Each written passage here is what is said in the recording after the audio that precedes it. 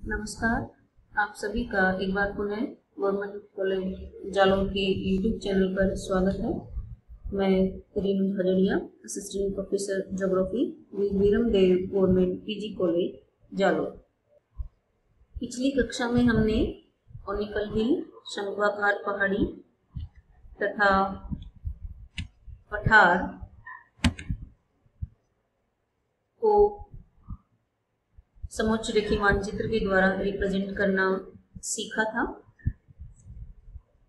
आज हम कटक, जो अपना नेक्स्ट बच्चा बच्चे है, उसको समोच्च रेखाओं के द्वारा कैसे हम निरूपित कर सकते हैं ये सीखेंगे। तो रिज क्या होता है, कटक क्या होता है? लंबी और संकीर्ण पहाड़ियों की श्रृंखला होती है जिसे कटक कहा जाता है। ये ब्लू हिल्स हैं जो कि कटक का बहुत अच्छा एग्जाम्पल है। इसमें पहाड़ियों की श्रृंखला होती है जो आपको इसमें दिखाई दे रही है, एक के बाद एक। ये लंबी होती हैं, लेंथ ज्यादा होती है लेकिन इनकी चौड़ाई कम होती है, संकीर्ण पहाड़ियां होती हैं। इन्हें रिज या कटक कहा जाता है।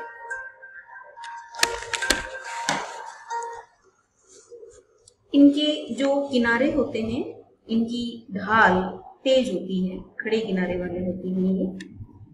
तो आप कटक से परिचित हो गए हैं। अब हम इन्हें कंटूर लाइंस के द्वारा रिप्रेजेंट करेंगे। सेम वही प्रोसेस रहेगी जो अपन ने पिछली कक्षा में पठार और शंक्वाकार पहाड़ी का समोच्च रेखीय मानचित्र बनाते वक्त किया था। कंटूर लाइंस अपन टोपो शीट से ट्रेसिंग टेबल की सहायता से अपने शीट पे ड्रॉ कर लेंगे। उसके बाद ये सेक्शन लाइन खींचेंगे ए बी, और ए बिंदु और बी बिंदु से नीचे की तरफ लंब डालेंगे, और उसके बाद सेम वही जो कंटूर लाइंस हैं उनसे नीचे की तरफ लंब डालेंगे। ये अपन ने पहले आप मापने लिखेंगे, स्केल लिखेंगे। ये 1 सेंटीमीटर या आधा सेंटीमीटर जो भी आप ले रहे हैं वो धरातल की कितनी हाइट को रिप्रेजेंट कर रहा है। तो यहाँ पे 1 सेंटीमीटर 100 मीटर हाइट को रिप्रेजेंट कर रहा है। तो ये अपन अपनी मापनी में लिख देंगे। इसके ऊपर आप यहाँ पे कटक लिखेंगे, रिज लिखेंगे, हेडिंग डालेंगे, निशान बनाएंगे। सेम बी लंबे और ए लंबे, इनको आपस में डॉटेड लाइन के द्वारा मिला देंगे ताकि आपको बिंदु प्राप्त करने में सुविधा रहे, एक्यूरेसी रहे। उसके बाद उन डॉटेड लाइन को अपन मिटा देते हैं।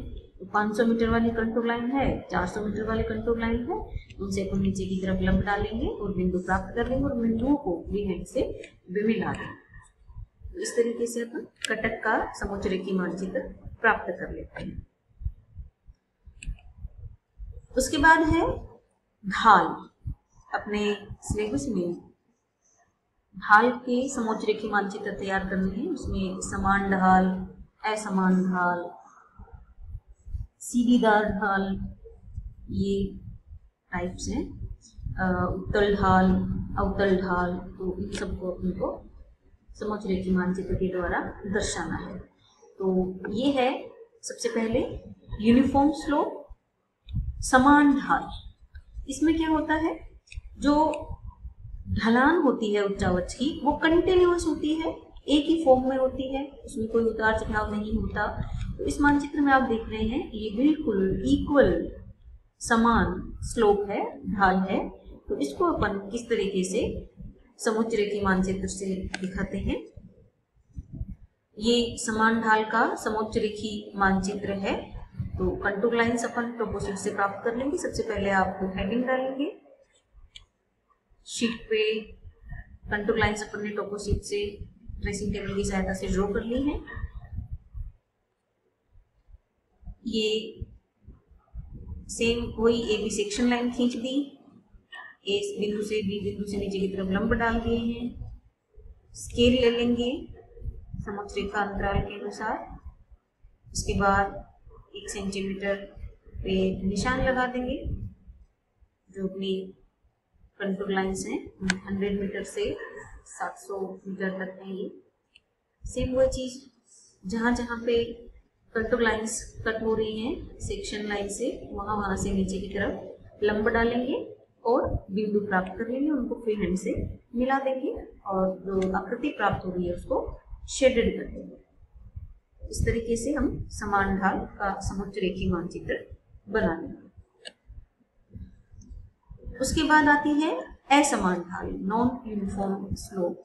चित्र में आप देख पा रहे हैं कि ढलान जो है वो असमान है, कहीं पे ऊपर उठा हुआ है, कहीं पे नीचे जा रहा है, कहीं ढलान ज्यादा है, कहीं ढलान कम है। तो इस तरीके के जो ढलान वाले उच्चावच होते हैं वो असमान ढाल कहलाते हैं और उनको अपन समुच्चरेखीय मानचित्र से इस प्रकार से रिप्रेजेंट करते हैं। देखिए अभी इसमें जो अपन ने समान ढाल वाला बनाया था, इसमें आप देखिए सभी जो कंटूर लाइंस हैं इनके बीच में गैप एक जैसा है, कहीं कम कहीं ज्यादा ऐसे नहीं है, बिल्कुल इक्वल गैप है, सभी के बीच में दूरी एक समान है। अर्थात प्रत्येक जो दूरी अपन ले रहे हैं उस पे स्लोप समान है, कहीं भी अप डाउन नहीं है इसमें। और अभी जो अपन असमान ढाल की बात कर रहे हैं इसमें देखिए कहीं पे कंटूर लाइंस पास पास हैं, कहीं पे उनके बीच में गैप ज्यादा है, यहाँ पे और भी ज्यादा गैप है, ये फिर पास पास है, फिर गैप बढ़ रहा है।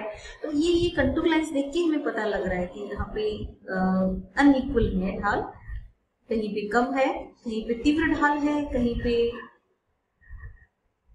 धीमा ढाल है। तो वही सेम अपन ट्रेसिंग टेबल की सहायता से टोपोशीट से और अपनी शीट पे कंटूर लाइंस को ड्रॉ कर लेंगे, ए बी सेक्शन लाइन खींचेंगे और ए और बी बिंदु से नीचे की तरफ लंब डालेंगे, हाइट के अकॉर्डिंग निशान लगा लेंगे, राइट साइड में हाइट लिख देंगे, स्केल ले लेंगे, ऊपर हेडिंग डाल देंगे और सभी कंटूर लाइंस को जहाँ पे A B section line cross कर रही है, कट कर रही है, उन बिंदुओं से नीचे की तरफ हाइट के अकॉर्डिंग लंब डाल लेंगे, बिंदु प्राप्त कर लेंगे, उनको फ्री हैंड से मिला देंगे। इसके बाद आता है अवतल ढाल। तो ये वास्तविक स्थलाकृति है, ये ढाल आप देख रहे हैं, इसकी शेप जो है वो अवतल है। इस तरीके की जो आकृति ढलान के द्वारा बनती है उसे हम अवतल ढाल कहते हैं। इसका हम समुच्चरेखीय मानचित्र ऊपर हेडिंग डालेंगे।